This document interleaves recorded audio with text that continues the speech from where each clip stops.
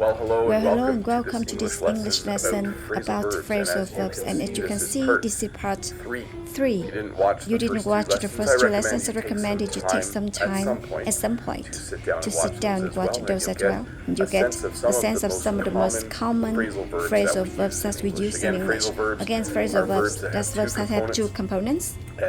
And sometimes it's hard to know what they mean because the addition of the preposition can be sometimes change the meaning of the actual verbs. So you'll see what it means when I start to talk about the. But once again, welcome to this lesson. Part 3, I think we could probably do a part 4, and that will draw things out and have 4 lessons on what I think of around 100 most common phrasal verbs in English. So once again, welcome to this English lesson about phrasal verbs. To split up. When you split something up, you look at the candies on the table.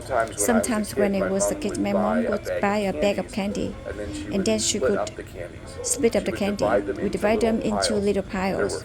There were 5 of us, by the way, my brother and sister, and I, 2 brothers and 2 sisters. My mom would split up the candies, so we all got the same amount.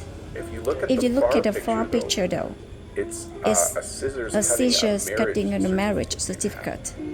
People can also split up. If someone dating someone and they stop dating, you say, oh, they're not together anymore, they split up. If people are married and they decide to separate or decide to further get a divorce, by the way, we separate some, you don't live together.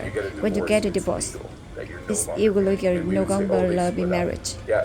Jack and Frida. Have you read it before? Jack and Frida aren't together anymore. They split up a couple of weeks ago. It means to end a relationship or to divide things up so everyone gets the same amount. To act up. So a lot of machines in the world eventually don't work properly. The biggest thing example for me, or the biggest example in my life, is the photocopier at work. Sometimes you act up. We have paper jams stop working for no reason. Sometimes in my car we act up. My van, I drive van. My van will act up. Maybe the engine won't. There will be a weird shake. Real shake. Van right now has a weird shape. They will act up. So when a machine doesn't work properly, we often say, is it acting up? Or we say, oh, if you're going to use the photocopier, be careful because it might act up on you. It might not work properly.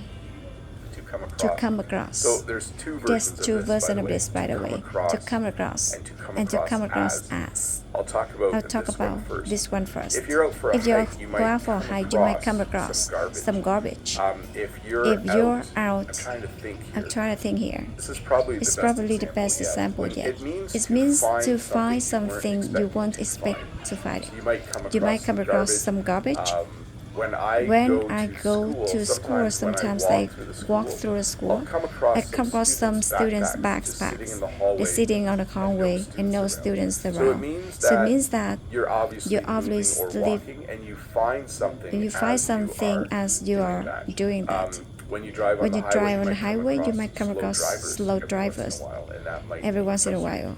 It gets frustrating for you. To come across as though, describe a person, personalities a little bit. This guy come across as angry. I think I come across as nice. That was kind of bold to say. It's a way to describe what you think of someone when you meet them and see them. Okay. Years ago, I had a boss who's come across as friendly. It's really nice to have.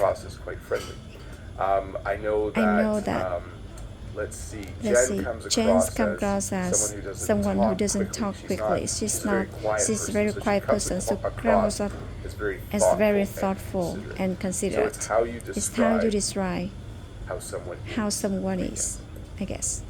To run into. It's a very common one. Sometimes go to grocery store, I run into a friend. A few weeks ago, I ran into my sister at the grocery store. Switch the past tense.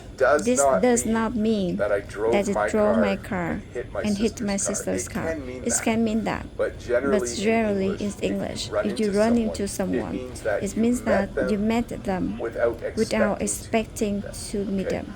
I run into former students quite regularly because some of them live in the same town as my work. So sometimes when I go to the grocery store, I run into them. I will meet them by chance a little bit. It's fun to run into people you haven't seen in a while.